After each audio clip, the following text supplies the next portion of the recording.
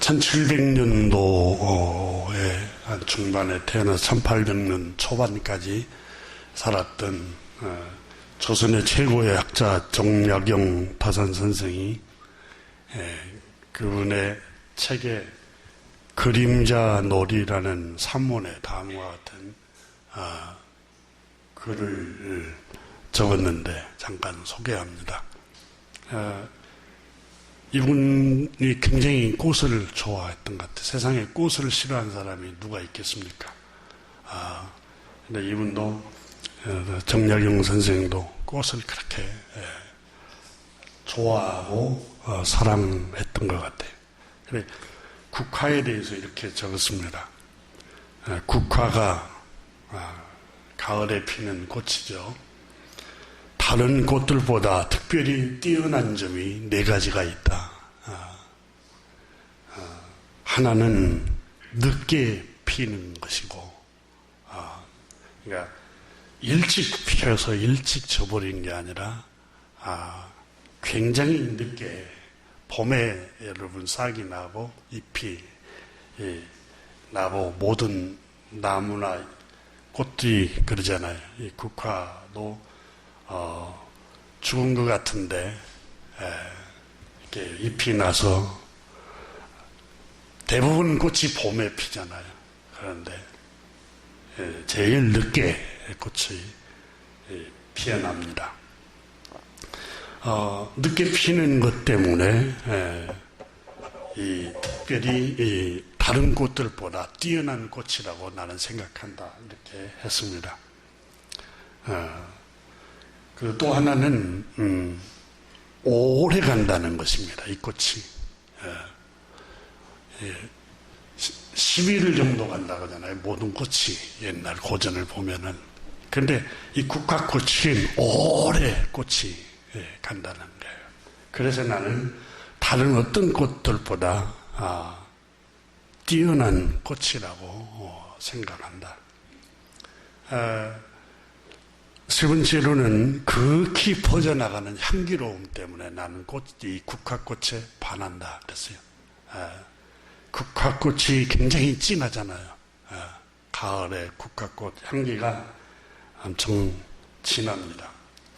그리고 나머지 하나는 아름다우나 요염하지 않고 깨끗하나 싸늘하지 않는 것이 이 국화의 매력이다. 이렇게 적었습니다. 이 글을 읽으면서 한번 생각을 저도 해봤습니다. 일찍 성공하고 잘 나간다고 한 것이 좋은 것만 아니라는 겁니다. 꽃에 비유를 했습니다. 일찍 피었어요. 꽃이 제일 먼저 피었어요. 제일 먼저 져버리잖아요. 그래서 일찍 성공하고 일찍 또 처음부터 잘 나가는 것 때문에 좋은 것만 아닌 게 그 일찍 성공한 것 때문에 젊은 시절에 일찍 유혹에 빠져서 교만에 빠지고 유혹에 빠지고 평정심을 잃어버리고 육체의 향락에 빠져서 영혼이 피폐해져 버린 사람들이 너무 많습니다. 젊은 사람들 중에 일찍 성공을 하고 일찍 명예를 얻고 일찍 지위에 높은 지위에 올라가고 일찍 돈을 또 인기를 많이 얻고 사람들의 주목을 일찍 받아서 그의 영혼이 완전히 피폐해져 버린 사람들이 너무 많다는 겁니다. 그러면서 이분은 이 꽃에 대해서만 얘기한 게 아니라 이 꽃을 비유하면서 인생도 인간의 살아가는 우리의 생도 일찍 성공하는 게 좋은 게 아니라는 점을 얘기를 했습니다. 젊었을 때 온갖 고생, 궁핍, 공공을 경험해봐야 공공에 처한 사람들의 처지와 마음을 알게 되어 공감할 줄 아는 넓은 마음을 가진 사람으로 성장한다는 겁니다.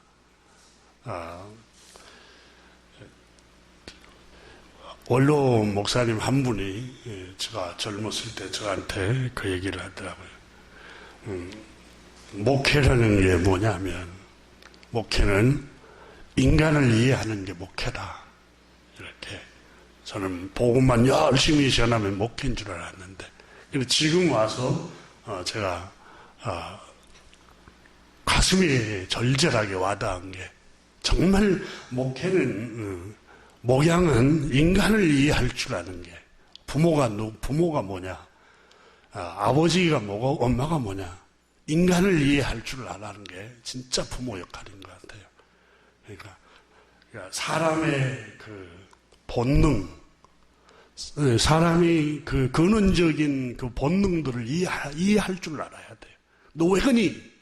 이렇게 하지 말고 인간을 이해할 줄 알아야. 여러분, 그게 바로 성경이 우리 주님께서 말씀하시는 것 같아요.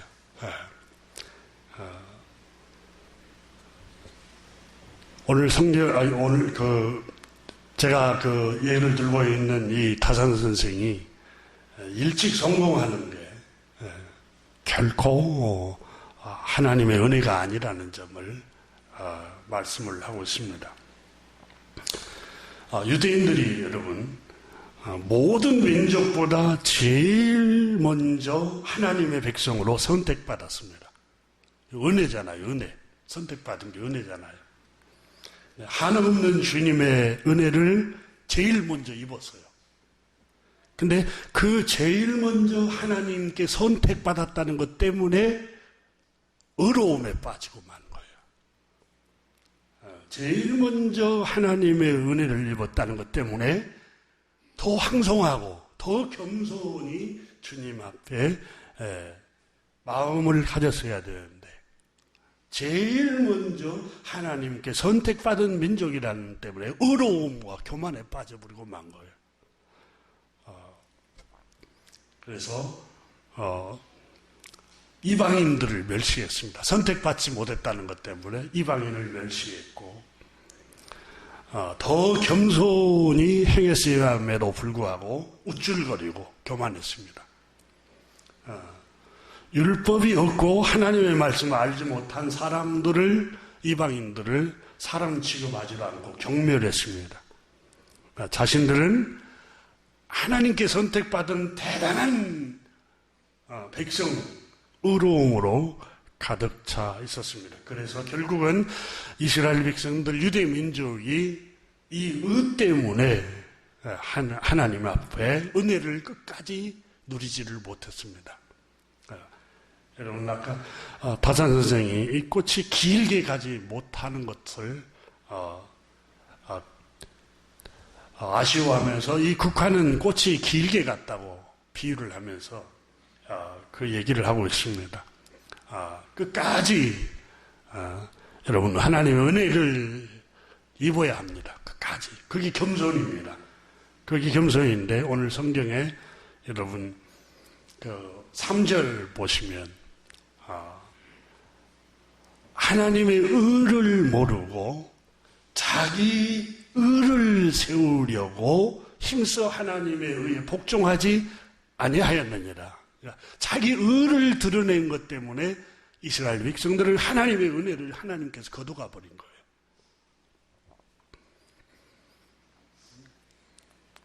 거예요. 우리가 하나님의 자녀가 되는 것, 우리는 하나님의 자녀됨의 자격이 없는 사람들입니다. 이미 죄를 범했고 하나님의 진노의 자녀들이었습니다. 하나님의 거저 주시는 긍휼하심과 은혜로 구원을 받았습니다. 하나님의 백성이 된 것은 내가 잘나서 된 게 아닙니다. 하나님의 거저 주신 은혜로 죄인된 나에게 은혜를 부어주신 겁니다. 그 놀라운 은혜의 깊이를 알면은 겸손했을 겁니다. 그런데 그 선택받은 그 은혜를 받았다는 것 때문에 특권층을 누리는 백성들로 오해를 해버린 겁니다. 그래서 자신들은 하나님께 특별히 선택받은 민족이라는 의로움에 빠지고 말았습니다. 하나님께서 택한 백성이라는 의미를 부여해서 그렇지 못한 사람들을 멸시하고 경멸하고 비웃고 조소하고 수군거리는 일을 했습니다. 여러분, 이게 하나님이 은혜를 유대인들에게서 빼앗아 버린 하나님의 은혜를 거둬가 버린 겁니다. 우리를 한번 돌아보시라. 우리는 여러분 어떻습니까? 조금만 문벌이 좋아도, 조금만 학식이 있고 좋은 학교를 나오고, 조금만 재산이 많고, 조금 남들보다 조금만 재능이 많고, 그러면 어떻게 행합니까? 여러분, 그것은 하나님이 그저 주시는 은혜입니다. 은혜. 그런데 그렇지 못한 사람들을 보고 우리는 비교하면서 나보다 못한 사람, 속으로, 마음속으로 우리는 무시하는 경향은 없지 않습니까? 이게 유대인의 하나님이 은혜를 거둬가 버렸던 유대인들의 모습이었습니다. 우리 안에도 이런 모습이 없는지를 한번 비춰봐야 합니다. 유대인들은 하나님의 은혜로 선택받았음에도 불구하고 그 은혜 받은 사실을 잊어버리고 자기들만 어려운 줄로만 생각했던 겁니다.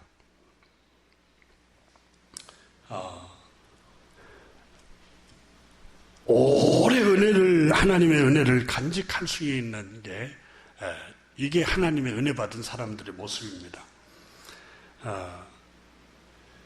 가산 선생이 예를 든 것처럼 꽃이 오래 가는 걸 그것 때문에 국화를 좋아했다라고 했지 않습니까? 그렇습니다. 모든 게 다 오래 참고 오래 가는 사람이 대부분 성공을 할 수 있습니다. 이걸 성경은 뭐라고 말하냐면 성경은 구원도 오래 참아야 구원을 받을 수 있다 그랬습니다. 끝까지 오랫동안 참는 사람이 구원에 이룰 수 있다. 마태복음 10장 22절에 모든 사람에게 미움을 받을 것이나 너희가 내 이름으로 말미암아 모든 사람에게 미움의 대상이 될 것이나 끝까지 견디는 자는 구원을 얻으리라 그랬어요. 끝까지 온갖 박해를 하고 조롱을 하고 욕을 할지라도 그걸 견뎌내고 끝까지 믿음을 지키는 사람만이 구원을 얻을 수 있다. 마태복음 24장 13절에는 그러나 끝까지 견디는 자는 구원을 얻으리라. 예수님께서 그렇게 말씀하셨습니다. 마가복음 13장에도 또 너희가 내 이름으로 말미암아 모든 사람에게 미움을 받을 것이나 끝까지 견디는 자는 구원을 받으리라. 끝까지 견디는 사람. 야고보서 1장 2절 이하에도 내 형제들아 너희가 여러 가지 어려운 일을 만나거든. 환난과 고통과 슬픔과 억울한 일과 시련을 만나거든. 온전히 긍정적으로 생각하라. 기쁘게 여기라고 말은 긍정적으로 생각해라. 왜냐하면 3절에 이것은 그 시련은 너를 망하게 하고 너를 실패하게 하는 게 아니라 너희 믿음을 단련하는 하나님의 단련이다. 그래서 이 시련이 결국은 너에게 인내를 만들어낼 것이다. 오래 참는 사람으로 만들어낼 것이다. 저는 이 성경을 읽으면서 오래 참는 것을 하나님께서 왜 만드시려고 그럴까? 여러분, 대장간에 쇠를 달궈서 계속 두들기고 또 불에 넣고 물에 넣어서 계속 두드리고 오래도록 두드리면은 그 쇠가 어떻게 됩니까? 단단해집니다. 엄청 단단해집니다. 시련을 하나님이 우리에게 주신 것은 인내를 인내를 통해서 사람이 단단해집니다. 엄청 단단해지고 4절에 보니까 인내를 온전히 이루어라. 끝까지 인내해라. 너희로 온전하고 구비하여 조금도 부족함이 없게 하려 합니다. 이렇습니다.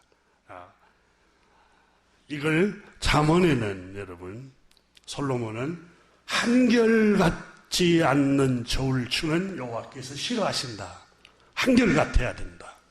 여러분 부부도 한결같아야 돼요. 처음 사랑하면 끝까지 한결같이 사랑할 줄 알아야 돼요. 유혹이 온다고 해서 마음 바꾸고 또 더 매력적인 사람이 있다고 해서 마음 바꾸고 하나님 싫어하신다는 거예요. 주님께서는 한결같은 사람을 기뻐하신다. 이 한결같다는 말을 신약성경에 신실하다 이렇게 표현했습니다. 신실하다. 신실하다라는 말을 다른 말로 충성되다 말입니다. 충성되다. 충성되고 한결같고 신실하고. 여러분 가정이 행복하려면 신실해야 돼요. 남편이 아내에게 신실해야 되고 아내가 남편에게 신실해야 되고 한결같아야 되고.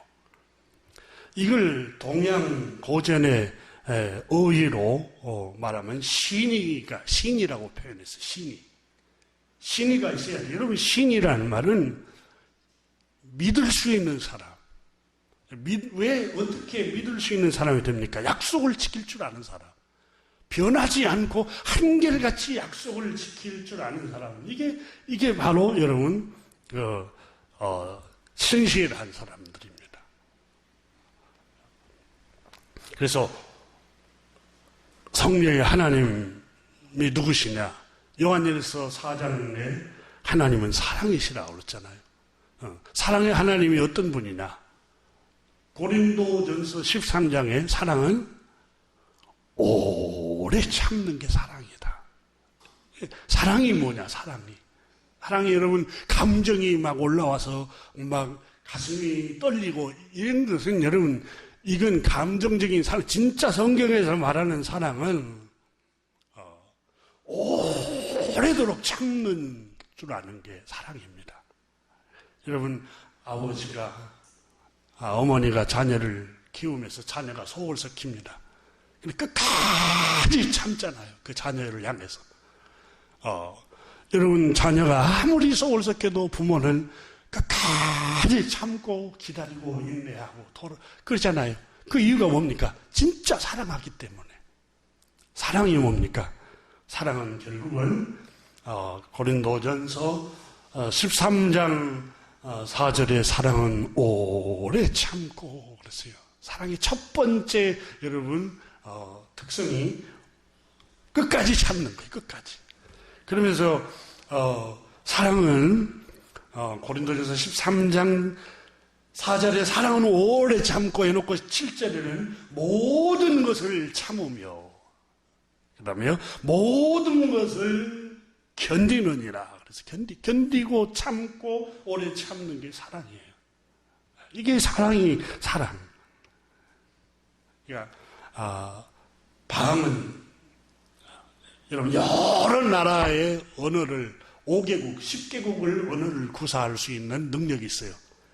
네, 저처럼 천사 같은 말을 이렇게 설교를 할지라도 사랑이 없으면 아무 소용이 없다는 거예요. 주님께서.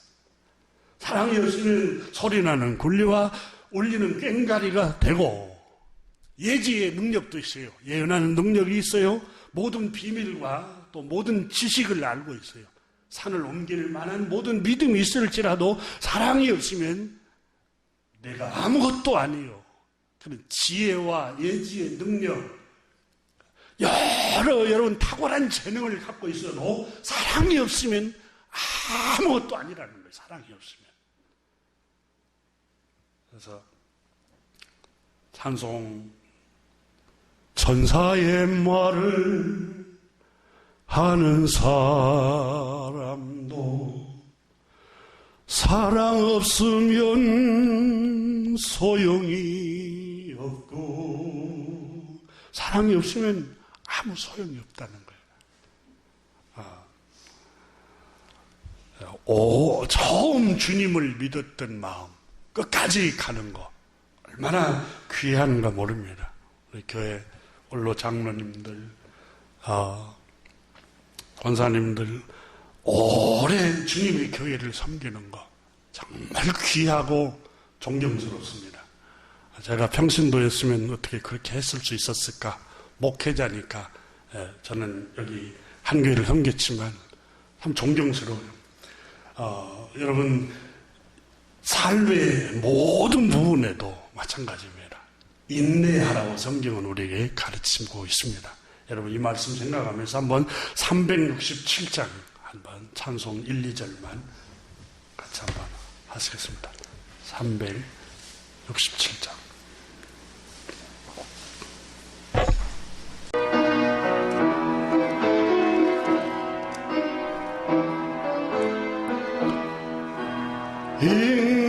인내하게 하소서 주여 우리를 슬픔 가득 차고 질병이 주여 주여 주여 참는 마음을 주여 주여 주여 참는 마음을 인내하게 하소서 주여 우리를 유혹 다가오고 괴로움 있을 때 주여 주여 주여 참는 마음을 주여 주여 마음을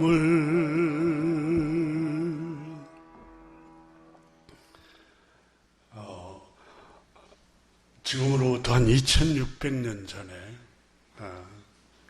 바벨론 제국의 통치자로 있었던 느부갓네살 왕, 그는 뼈에 사무치도록 자기 의를 세우려고 했을 때 창조주 하나님이 얼마만큼 질그릇처럼 부숴버리는가 하고 자기가 고백을 했습니다.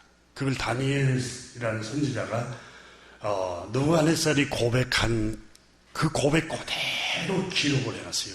이게 다니엘서 4장 이야기죠. 어느 날 느부갓네살 임금이 잠을 자는데 너무너무 신비한 꿈을 꿨습니다. 나무가 하늘 꼭대기까지 달 만큼 세상 어디서든지 쳐다보면 그 나무가 다 보일 정도로 큰 나무였습니다. 그때 이 나무 아래에 새들이 그 나무 그늘에서 거처를 두고 살고 모든 짐승들이 동물들이 거기 나무 그늘 아래서 거처를 안식을 놓고 살아갔습니다. 근데 어느 날 하늘에 천사들이 와서 그 나무에 있는 모든 새, 동물들, 거치하는 것들 다 쫓아버리고 그 나무를 베버리는 거예요. 그래 나무가 쓰러지는데 너무너무 무섭고 섬찟했어요. 그리고 그루터기만 이렇게 남고 그 나무 둥치를 쇠사슬에 묶어서 끌고 숲속으로 가버렸습니다. 이 너무너무 무섭고 섬찟한 꿈을 꾸니까 꿈을 해몽할 모든 박사들, 술객들, 점치는 사람들을 불러서 이게 내 꿈을 해석해라. 꿈을 해석하지 못하면 너희들은 형벌을 받을 것이다. 아무도 해석을 못 해냅니다. 그러다가 느부갓네살 왕이 하나님의 신에 감동된 사람이 한 사람이 있습니다. 이 사람이 다니엘이라는 사람인데 이 사람을 불러라. 이 자를 불러. 이 다니엘이 느부갓네살 임금에게 왔습니다. 그리고 이제 이 꿈을 해몽을 좀 해달라. 너는 하나님의 신에 감동된 사람 아니냐? 라고 물었습니다. 임금님, 하늘 꼭대기에 닿을 만큼 큰 나무는 바로 바벨론이라는 제국이 이 세계를 제패한 이 바벨론 제국의 권력을 상징합니다. 바로 그 권력, 바벨론 제국의 중심에 서 있는 임금님이 이 나무를 상징합니다. 그러니까 그러자 이 느부갓네살 왕이 더 머리끝이 섬찟 섰습니다. 임금님, 거기에 잎사귀가 싱싱하고 그 나무에 열매가 주렁주렁 열리고 거기에 동물들, 조류들이 다 거기에 거처를 삼고 살아가는데 바로 임금님의 그 권력, 이 바벨론 제국 아래 살고 있는 백성들을 상징합니다. 그런데 하늘의 천사가 내려와서 그 나무 밑둥을 베버렸단 말은 이 바벨론이라는 나라가 임금님의 권력이 무너질 것이라는 걸 하나님이 알려주신 것입니다. 그리고 그 나무 뚱치를, 자른 나무를 쇠사슬에 끌고 와서 숲속으로 갔다는 말은 임금님이 숲속으로 도망칠 것입니다. 그래서 그 숲속에서 7년 동안 들짐승과 함께 집도 없이 밤이슬을 맞으면서 임금님은 손톱, 발톱, 머리도 깎지 못하고 동물처럼 처참하게 아주 지내고야 말 것입니다. 이렇게 얘기를 합니다. 이 얘기를 듣고 있는데 너무너무 무섭고 두려웠습니다. 그리고 이제 이 꿈이 임금님에게 이루어지지 않기를 간절히 바랍니다. 저 다니엘에게 올바로 꿈을 또 해석했다고 다니엘을 벌 줄까봐 하는 다니엘이 그렇게 말을 합니다. 그리고 1년이 다 돼간 해에 느부갓네살 임금이 바벨론 궁을 이렇게 순찰을 하고 이렇게 하면서 바벨론 시내를 쫙 내다보니까 너무너무 이 도성이 아름답고 또 건물이 너무 웅장하고 그러면서 그가 스스로 혼잣말로 말합니다. 내가 이 거대한 바벨론을 내가 통치하고 내가 건설했다. 내 공로로, 내 지혜로, 내 노력으로, 내 책략으로 내가 불철주야로 잠 안 자지 않고 이 거대한 왕국을 내가 건설했도다. 이 바벨론이라는 나라는 내 영광을 나타내고 내 의를 나타내는도다. 이 생각을 혼잣말로 하고 있을 때 하늘의 순찰자, 하늘의 천사가 느부갓네살아 하고 하나님의 음성이 들립니다. 오늘 너는 끝났다. 너의 나라는 끝났다. 그 말이 끝나자마자 반란이 일어나서 이 바벨론의 통치자 느부갓네살이 거의 이 죽을 위기에 처해서 주랭랑을 칩니다. 도망가기 시작하는데 저 멀리 깊은 산속으로 숨어 들어갑니다. 권력을 다 잃어버리고 그리고 거기에서 살기 위해서 7년 동안 들짐승과 함께 이렇게 살아갑니다. 처참하게 살아갑니다. 그리고 느부갓네살 왕에게 이 다니엘이 그랬어요. 인간 나라를 당신이 다스리는 게 아니라 창조주 하나님께서는 누구에게든지 이 나라를 빼앗을 수도 있고 주실 수도 있고 이 모든 권세가 창조주 하나님 손에 있구나라는 사실을 처절하게 깨달을 때 하나님께서 당신에게 은혜를 주실 것입니다. 그리고 7년 동안 들짐승과 함께 지내다가 처절할 정도로 그는 깨닫습니다. 이 바벨론이라는 통치자의 권력이라는 것, 그리고 인간의 생명이라는 것, 하나님 손에 달려있구나. 그걸 깨닫고 나니까 하나님께서 다시 은혜를 베푸셨다고 다니엘서 4장에 기록합니다.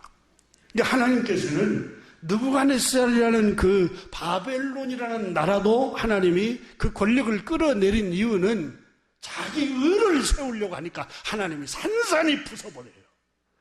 그래서 여러분 사무엘상 2장에 보면은 교만하면 하나님이 산산이 부숴버릴 것이다 이렇게 말씀합니다. 사무엘상 2장에 보면은 2장 3절에 보면 심히 교만한 말을 다시 하지 말 것이며 오만한 말을 너의 입에서 내지 말지어다. 여호와는 지식의 하나님이라 행동을 달아보시느니라. 행동을 달아보신다는 말이에요. 그런데 오늘 성경의 로마서 10장 유대인이 형제들아 내 마음에 간절히 원하는 바는 이스라엘이 구원을 받기를 간절히 기도를 하고 있다. 근데 이스라엘 백성들 하나님께 제일 먼저 하나님의 백성으로 선택받은 민족이 버림을 받은 이유가 어디에 있는가?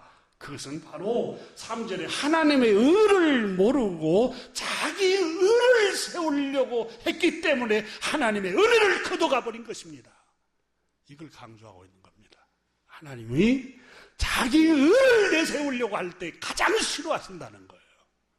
그래서 성경에 하나님께 영광을 돌리라고 그러잖아요. 하나님 영광을 돌리라. 여러분 중국 고전 자치통감이라는 책을 읽어보면 그 4분 5열이 되어 있는 그 나라를 통일하고 그 나라를 정복하고 자기 이름을 드러내려고 전쟁을 하는데 뭐 20만 명, 30만 명, 40만 명 죽이는 것은 아주 그냥 밥 먹듯이 해요. 그 이유가 읽어보면은 그 통치자 이름을 내려고 자기 이름을 드러내려고 그렇게 하는 거예요. 자기 이름을 드러내려고. 여러분 우리나라의 선교사님들이 우리나라에 와서 선교를 하면서 써놓은 선교사의 그 일대기 책을 읽어보니까 왜 하나님께서 평양을 하나님께서 공산주의로 또 이렇게 망하게 했는가? 평양성을 망하게 했는가? 언젠가 제가 언급 한번 했죠. 그 평양 시내에 여러분 평양감사 우리 속담에 있잖아요. 평양감사 자기가 싫으면 할 수 없다고. 근데 평양에 거기에 다 평양성에 감사를 지는 분들이 다 자기 기념비를 세워놨더래요. 쭉 기념비를 자기 이름을 기념하는 거. 근데 여러분 사무엘상을 읽어보면 사울 왕이 블레셋과 전쟁을 해서 이스라엘 백성들 하나님 백성들을 괴롭혔다는 것 때문에 아말렉 블레셋 군대와 이렇게 전쟁을 하고 와서 이 사울 왕이 도레라 기념비를 세우잖아요. 기념비를. 근데 그때 하나님께서 사무엘 선지자에게 크게 진노하셔서 사울을 내가 버리기로 했다 그러잖아요. 사울을. 자기 기념비를 세우니까. 내 공로야. 내 의로움이야. 내가 그걸 무찌르고 이스라엘을 구원해냈어. 이렇게 여러분 사울 왕이 왜 타락합니까? 다윗 소년이 블레셋 군대와 전쟁에서 이스라엘 백성들을 구원해내잖아요. 구원해냈는데 골리앗을 쓰러뜨립니다. 하나님을 의지함으로 골리앗을 쓰러뜨려요. 근데 돌아오니까 이스라엘의 여인들이 뭐라고 노래합니까? 사울이 죽인 자는 천천히 다윗이 죽은 자는 만만이로다. 그러니까 그 소리를 듣고 사울이 완전히 돌아버려요. 화가 나버려요. 왜요?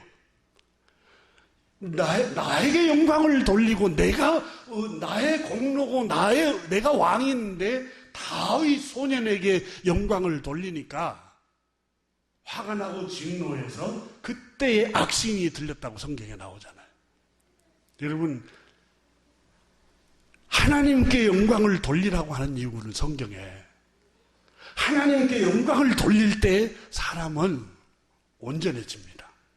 그런데 자기에게 영광을 돌리고 자기 의를 드러내고 자기 공로를 스스로 드러낼 때 혼자 스스로 내 의야 내 공로야 할 때 여러분 그 마음 자체는 부패해져 버립니다. 타락해 버려요. 그러니까 영적으로 눈이 어두워져 있는 거예요. 그 상태가. 그래서 성경에 신명기 10장에서 오늘날 너의 행복을 위하여 내가 명령하는 거야. 우리는 생각하기를 하나님 무슨 독재자야? 모든 영광을 자기에게 돌리라고 하게? 근데 우리의 행복을 위해서 하나님 그렇게 하신 거예요. 성경을 깊이 묵상해 보면은 여러분 창세기에 아담이 타락하고 부패하고 완전히 행복을 뺏겨버리는 게 뭐예요? 사탄이 와가지고 하나님처럼 될 것이야. 네가 하나님 자리에 올라가. 그때부터 부패해지기 시작하잖아요. 그러니까 모든 영광을 하나님께 돌릴 때에 인간은 행복해지는 거예요. 다시 말하면 여러분 하나님께 영광 하나님의 은혜입니다 라고 할 때 그렇게 생각할 때 아니 하나님의 은혜입니다 정말. 근데 그 태도를 가질 때 내가 한 게 아니야. 바울 선생이 그랬잖아요. 바울 선생이 나의 나됨은 하나님의 은혜로다 그랬잖아요. 만약에 나에게 이런 일대기의 삶을 타인에게도 그렇게 주었다면 그 사람도 나처럼 했을 것이라는 거예요. 나처럼 복음을 위해서 살았을 것이라는 거예요.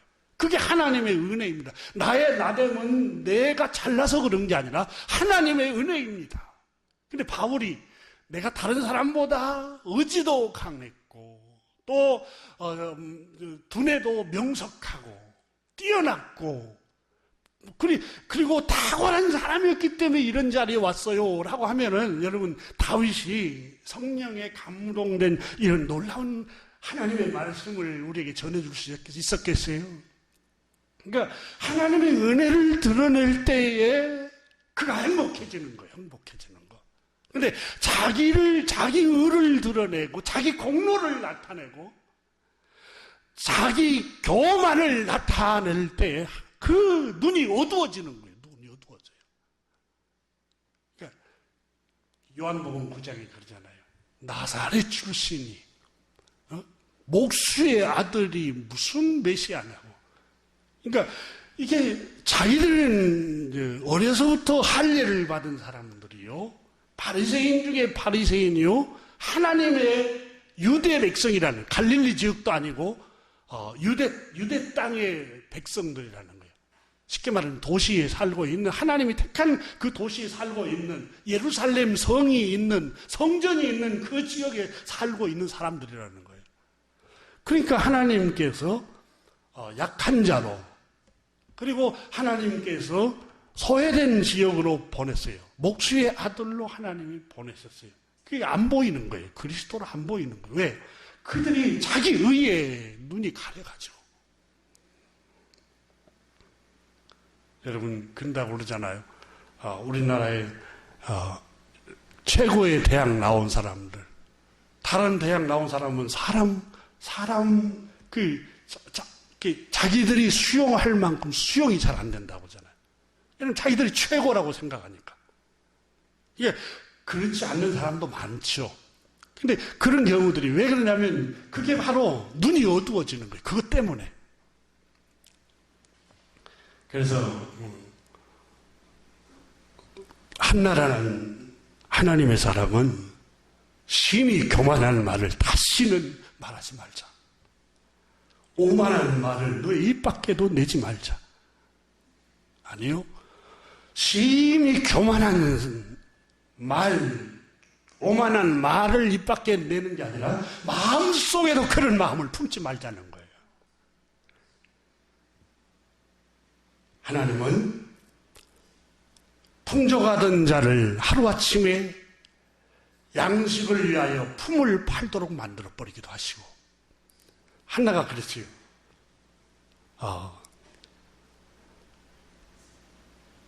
여호와는 죽이기도 하시고 살리기도 하시며 수월에 내리기도 하시고 거기서 올리시기도 하시는도다.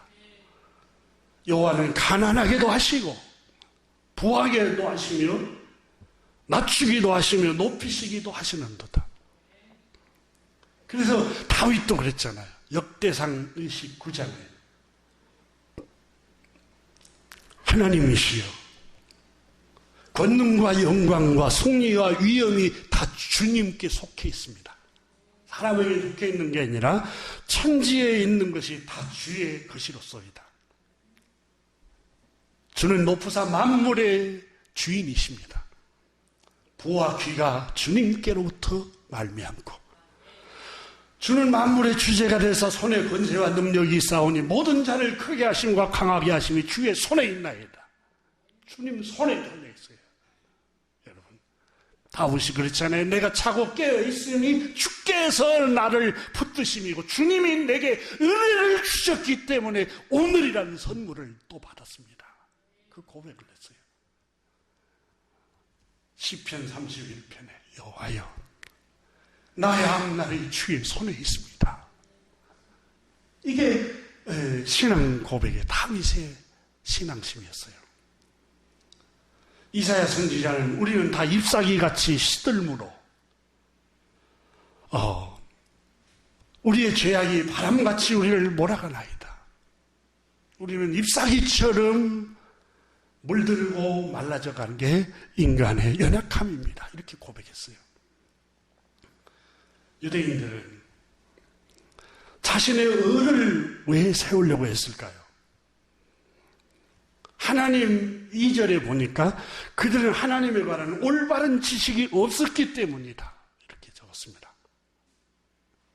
여러분, 자기 의를 내세우려고 하는 이유가 뭐냐? 하나님이 누구신가를 모르는 무지 때문에 그래요. 무지 때문에. 모든 게 하나님의 은혜입니다. 아니, 립서비스가 아닙니다. 가슴에서 나오는 소리가 정말 하나님 은혜로 살고 있습니다. 이 고백이 될 때 여러분 인간은 행복합니다. 그리고 겸손을 유지할 수가 있는 겁니다. 겸손한 마음을 가질 수 있는 겁니다. 내가 누군데, 내가 어떤 가문인데, 제일 먼저 하나님의 백성으로 선택받은 유대 백성이야. 우리는 율법을 가지고 있는 백성이야. 우리는 예배가 있는 백성들이고 우리에게는 훌륭한 선지자들이 있는 백성들이야. 이 자체의 어려움에 빠져버리고 있었거든요. 이 자체. 우리의 기도와 헌금생활, 우리의 헌신, 우리가 교회 열심히 내는 거 그게 어려움이 된다면 여러분 우리의 영적인 눈이 어두워질 수가 있어요. 모든 게 하나님의 은혜입니다. 기도생활도 하나님의 은혜요. 우리의 헌신과 충성스러움도 신실함도 하나님의 은혜입니다. 유대인들은 3절에서 하나님의 의를 모르고 자기 의를 세우려고 했기 때문에 구원의 은혜를 입지 못했다라고 고백하고 있습니다. 하나님의 의를 몰랐다. 2절에서는 하나님에 관한 지식이 없었다. 무지에서 왔다. 무지에서.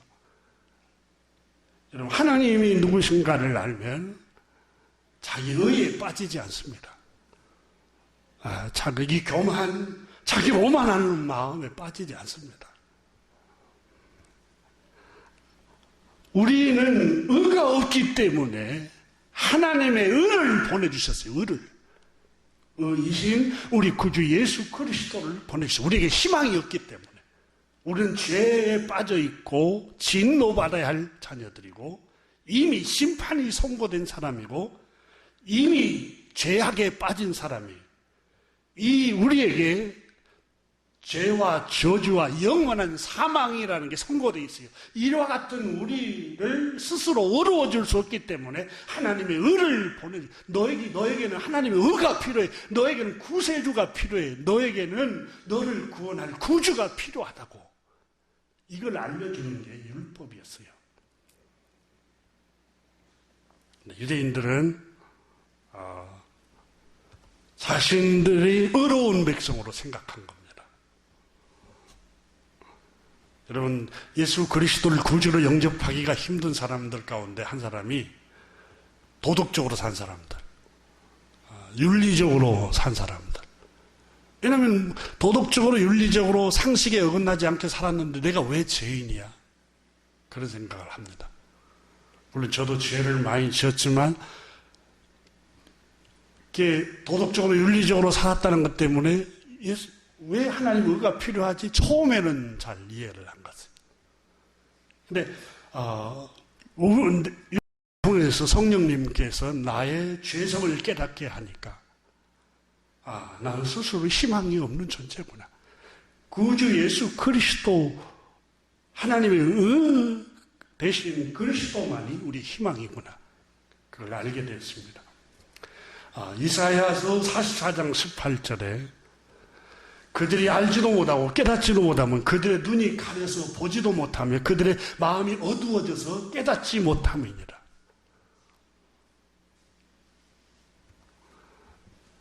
자신들이 죄인이라는 사실을 깨닫지 못하고 상대방만 정죄하는 경향이 얼마나 많습니까? 상대방만 판단하고 비방합니다. 나는 돌아보지를 않아요. 다. 내가 얼마나 잘못되어 있는가는 잘 몰라요. 타인만 잘 보이는 거예요. 타인만. 이게 전형적으로 죄로 타락한 모습이라고 말하고 있습니다. 마태복음 7장 3절에 어찌하여 너는 어찌하여 형제의 눈 속에 있는 티는 보면서 잘못은 보면서 너의 눈 속에 들어있는 더 큰 잘못, 더 큰 들보는 왜 깨닫지 못하느냐. 여러분, 우리가 지내놓고 보면 인생을 점점 오래 살다 보면은 정말 내가 젊었을 때 너무너무 미련하고 깨닫지 못하고 무식하고 너무너무 남편에게 아내에게 이렇게 깨닫지 못하고 행동했구나. 나이가 점점 들어가면서 깨닫는 사람들 있잖아요. 왜 그 젊었을 때는 못 깨달은가 모르겠어요. 저로 더불어서 다 같이.